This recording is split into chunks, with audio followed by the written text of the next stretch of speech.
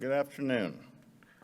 Provost Gonzalez, Dean Kygram, members of the TGAN, and most importantly, the graduating class of 2024 and their families. And I promised I wouldn't do this, but I'm going to. Congratulations to my daughter who's graduating with you, Gabrielle.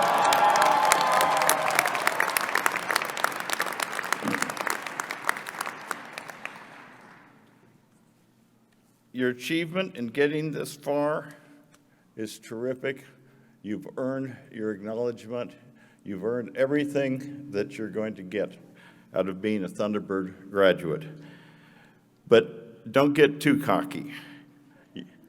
Your career is just getting started, and careers don't always take a straight line.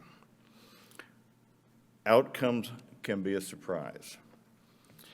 Former President George W. Bush said it best when he gave the commencement at Yale. To those of you graduating with honors and awards, congratulations on the recognition of your hard work and success. And to the C students in the class, I want you to remember that you too could become president. Today, you join 50,000 T-Bird alumni in 150 countries, and I'm delighted to be the first, well, actually second now, to welcome each of you as graduates to that family. For many of you, part of being the Thunderbird Alumni Network will be an integral part of your life. It's really, you get back what you put into it. And since I graduated almost 50 years ago, I know. I'm a native of Arizona and a Thunderbird graduate from the class of 1977. Thunderbird was originally built in 1946 on the idea of training Americans just back from World War II to become global citizens. You know, America was really isolated before that time. We had a culture of isolation. The idea was that after 2 world wars, America was no longer an isolated state, but part of a world that had become much smaller and more dangerous. This was the era of the first stage of globalization. The founders of Thunderbird believed that learning to become sophisticated international business partners not only enriched us, but protected us. To quote the original faculty, borders frequented by trade seldom need soldiers. The original class of Thunderbird was mostly men, and they were almost universally from the United States. Your class today is equally men and women and equally divided between American and those from other countries. Thunderbird, that idea born in the American desert, is today a truly global institution. And in 2015, Thunderbird became the part of ASU. Your school that pioneered global mindset joined the forces with the university that was ranked #1 in innovation and sustainability. What an incredible, powerful idea. Technology is nothing if it is not brought to life and utility through human interactions. And this speaks a little bit to the world that I live in today in venture capital. After the revolutions of communications, the pandemic, the Internet of Things, along comes reglobalization and artificial intelligence.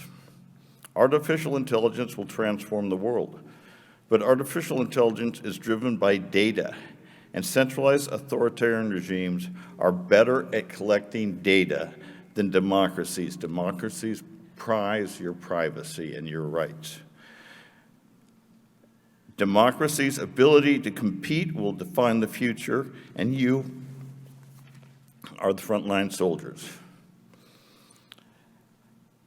So before we go forward, I want to thank Dr. Crow for having the faith and vision to bring Thunderbird into the ASU fold. You saw something special and a unique role for the school at ASU. Thank you, Dr. Crow. And thank you, Dean Kygram. You and the faculty and staff of Thunderbird had the vision and drive to pick this place up when we were on the floor, on the mat, and build a new Thunderbird for the 21st century. You have defined our future, secured a path, and it's never been more exciting. Now, when they asked me to be the commencement speaker, I said, well, what does the commencement speaker talk about? And they said, well, congratulate the students. They like that, and they've worked really hard. And, tell them they're the future. So we've done that. And then they said, give them your story and a little advice. And I thought, okay, I can do that, and I'm going to try and do that. And then they said, and Patrick actually said that, and don't forget to talk to them about giving back, and giving back early.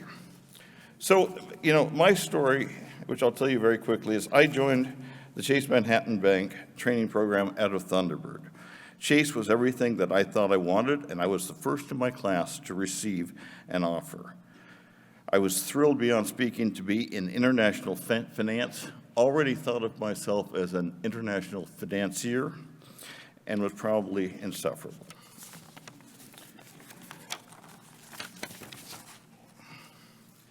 A year into the program, I learned that I hated working on Wall Street. I went off to Asia and took a job with another bank and didn't like that any better. I couldn't figure out who all these people were that were telling me what to do. I saw an opportunity in emerging markets of Asia and spun out to set up my own merchant bank in Bangkok, Thailand, and I saw today that we have a woman from Thailand in this class. I liked that a lot better, and I started and built 6 companies in Southeast Asia. I was well on my way to attaining the Taipan status that I sought, but more than a little over-leveraged and overstretched.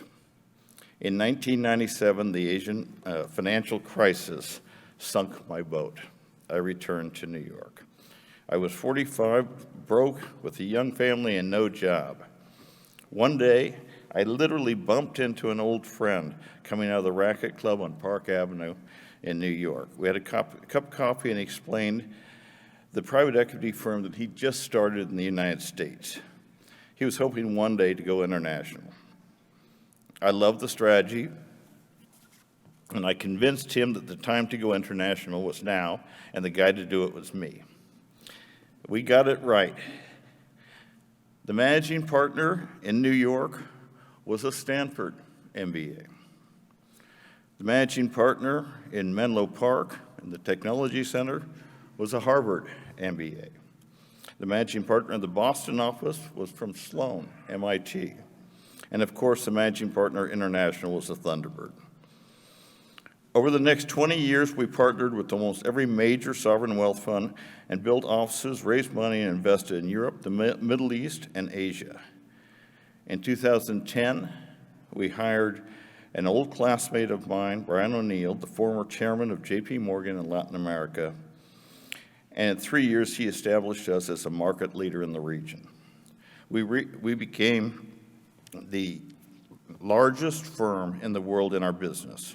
And in 2022, we sold the firm for what was announced to be several $billion. And giving back was a big part of the fun. In 2008, I started the Share Fellowship program with several of my classmates. Since then, we've had 86 Share Fellows graduate and go on to make important contributions. We have 13 on campus today. I recently visited the Share Fellows in Vietnam, and all had given back to the program, including one that's currently working on a multi-million-dollar gift.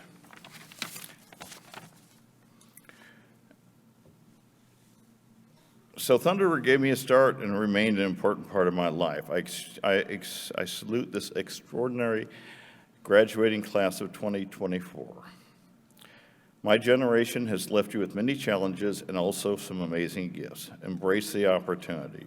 Change the world for the better, and most of all, trust yourself. Only you can find your path. And I'm going to hand it over to Dean Sanjeev Congrib. But, I want to say something. 6 years ago, we didn't have the most envied business school head office in the world. 6 years ago, we weren't ranked #1 in the world in trade. And 6 years ago, we had a divided alumni that took a long time to reunite. Dr. Cogram has worked tirelessly for the school, and I want to thank him, and I greatly appreciate the effort that he has put into this and the success that he has achieved. So.